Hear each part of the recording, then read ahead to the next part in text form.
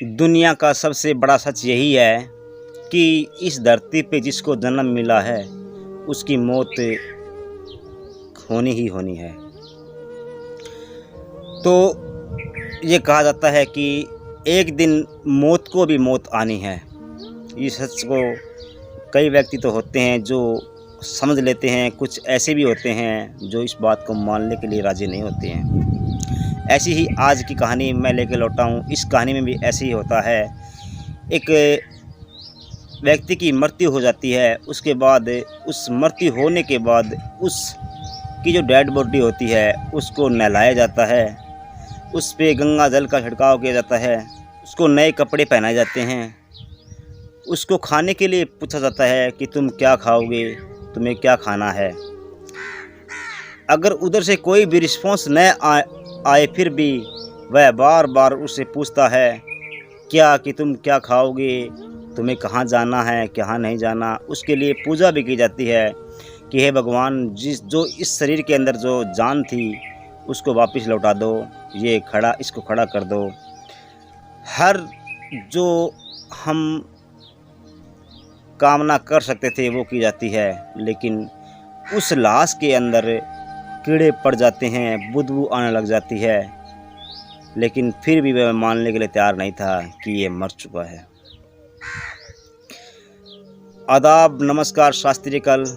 मैं रमेश, जो आज ये सच्ची घटना लेकर लौटा हूँ। सच्ची घटना है उत्तर प्रदेश का एक ज़िला है बाराबंकी। उसी शहर की सिटी कोतवाली क्षेत्र का एक मोहल्ला लगता है मोहारी पूर्वा। उस मोहल्ले से एक कंट्रोल रूम को फ़ोन जाता है। ये बात 26 जून 2023 की होती है। वहाँ से कहा जाता है कि साहब, मोहारी पूर्वा क्षेत्र के अंदर एक ऐसा घर है, वहाँ से बहुत ज़्यादा दुर्गंध आ रही है। यहाँ किसी का भी एक सेकंड खड़ा रहना खतरे से खाली नहीं है। जो भी इस कॉलोनी के अंदर है वह सभी इस दुर्गंध से बहुत ज़्यादा दुखी हो चुके हैं। वहाँ से जो अधिकारी और सर्कलिस्ट की टीम और उस टीम के अधिकारी विनू सिंह उस मौके पे आती है। मौके पे आने के बाद में स्थानीय लोगों से पूछा जाता है कि कहाँ पे है वो घर। तो जब वो लोग उस घर के और नज़दीक ले जाते हैं तो देखते हैं कि जो पुलिस के अधिकारी थे उनको भी बहुत ज़्यादा दुर्गंध आने लग जाती है। वहाँ पे खड़ा रहना एक सेकंड के लिए भी खतरे से खाली नहीं था। अब पुलिस के अधिकारी उस घर के दरवाजे को खुलाने की कोशिश करते हैं, उसको पीटते हैं, आवाज़ देते हैं, लेकिन अंदर से कोई भी रिस्पॉन्स नहीं आता है। अंदर से नहीं तो कोई बोलता है और नहीं किसी बोलने की आवाज़ आती है।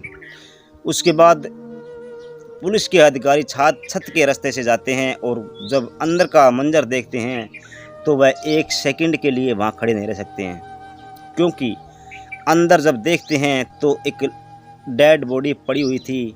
2 चारपाई थी, एक चारपाई के ऊपर डेड बॉडी पड़ी हुई होती है और उसके अंदर से कीड़े बाहर निकल रहे होते हैं। कुछ कीड़े जो चारपाई थी उसके ऊपर रेंग रहे होते हैं, कुछ धरती पे रेंग रहे होते हैं और कुछ एक बूढ़ी औरत बैठी थी उसके पास में जो उस डेड बॉडी की सफाई कर रही थी, कुछ उसके ऊपर से गुजर रहे थे।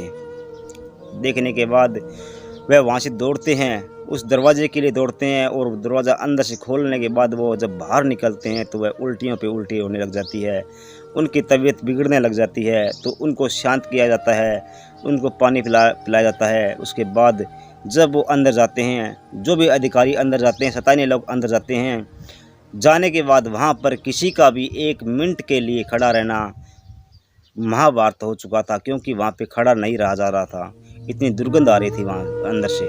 उसके बाद उस बूढ़ी अम्मा से जब बोलते हैं तो वो बूढ़ी अम्मा कोई भी जवाब नहीं देती है। सिर्फ उसने एक बार बोला कि मेरा दोता है, वह बीमार है, उसको मैं दवाई दूँगी, आप बाहर जा सकते हो, वह अभी बीमार है, अगर जब ठीक हो जाएगा तब मैं बाहर आ जाऊंगी। लेकिन वह बूढ़ी अम्मा ये मानने के लिए तैयार नहीं थी कि ये अब तुम्हारा दोता है, वो मर चुका है। उसको 100 बार कहने के बाद भी वह कहती है कि नहीं, मेरा दोता अभी बीमार है, उसकी तबीयत ख़राब है और वह ठीक हो जाएगा, मैं उसको दवाई दे रही हूँ। उसकी मैं सेवा कर रही हूँ। पुलिस की टीम के द्वारा उस बूढ़ी अम्मा को समझा बुझाकर कैसे न कैसे करके बाहर लाया जाता है, लेकिन फिर भी वह बूढ़ी अम्मा भागकर अंदर चली जाती है। कहती है कि मेरे दोते को दवाई देनी है, मुझे अंदर जाने दो। लेकिन पुलिस की टीम होती है, उसको फिर समझाती है। समझाने के बाद बाहर लाती है और जो डेड बॉडी होती है उसको कब्जे में लेने की कोशिश कर रही होती है, लेकिन अंदर जाना तो एक मौत को बुला देना था। इतनी दुर्गंध आ रही थी कि अंदर खड़ा रहना बहुत ज़्यादा दुर्गंध थी। अब उस बूढ़ी अम्मा को हॉस्पिटल में भर्ती करा दिया जाता है और उस जो लाश थी, जो डेड बॉडी थी, उसको पोस्टमार्टम के लिए भेज दिया जाता है। जब पोस्टमार्टम होता है, पोस्टमार्टम की रिपोर्ट आती है। रिपोर्ट के अंदर कुछ भी नहीं आता है, नहीं तो उसको यह किसी को पता लगता है कि इसको मारा गया है या इसकी मौत हुई है।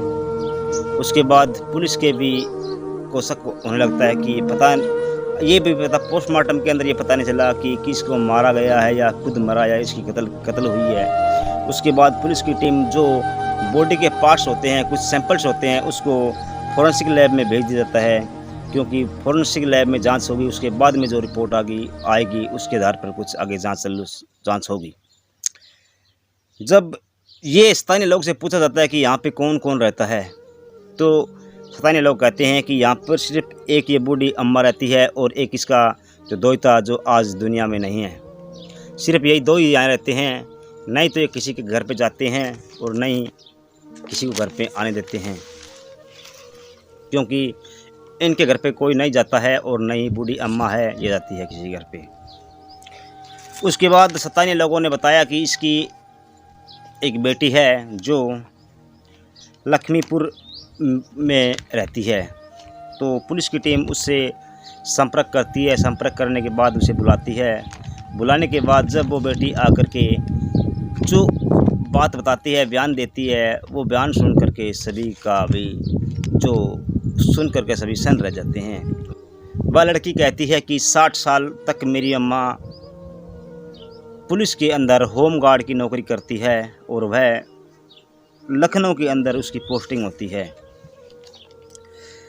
जब उसकी रिटायरमेंट होने के बाद में वह यहाँ बाराबंकी चली जाती है और यहाँ रहने लग जाती है।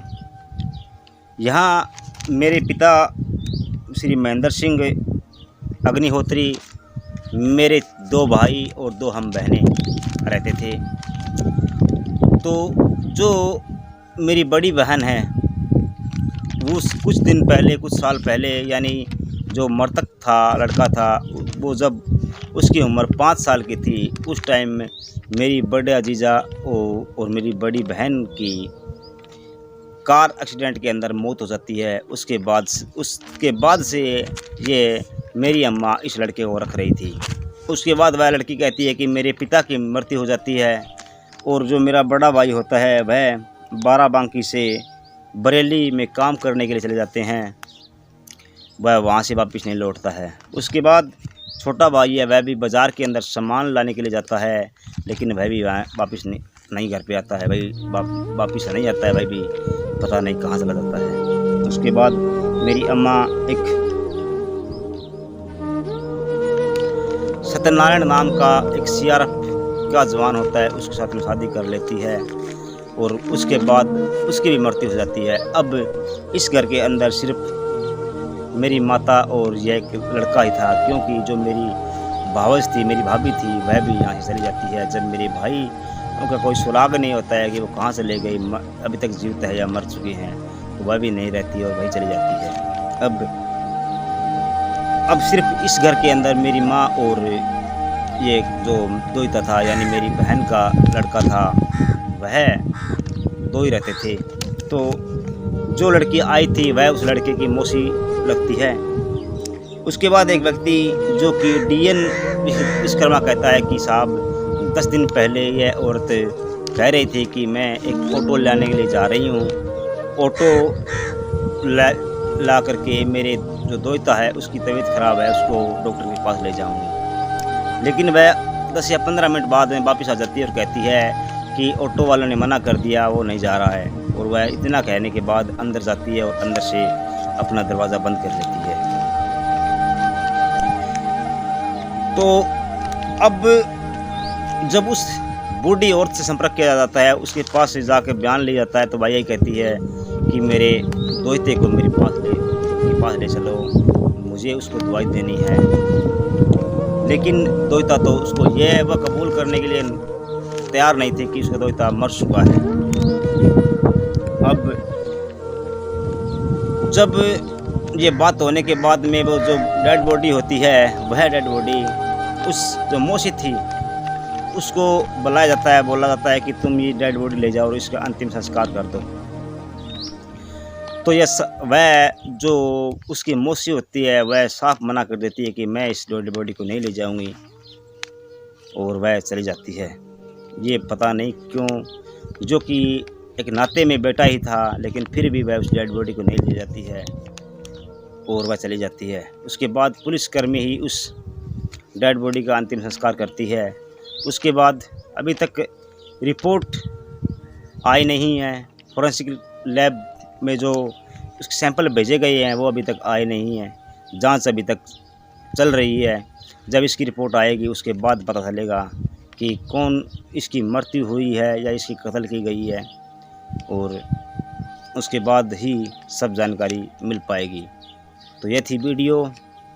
और दोस्तों, ये वीडियो जो सच्ची घटना है, आज की वीडियो में जो सच्ची घटना है, इस घटना को सुनाने का मेरा उद्देश्य किसी को दिल दुखाना या किसी को ठेस पहुंचाना नहीं था। सिर्फ आप लोगों को जागरूक करना था कि हमेशा साथ में रहें। साथ में रहोगे तो आप हमेशा ही सब कुछ पा सकते हो, वरना कुछ नहीं पाओगे। तो जय हिंद, वंदे मातरम। मिलेंगे कल एक नई वीडियो में।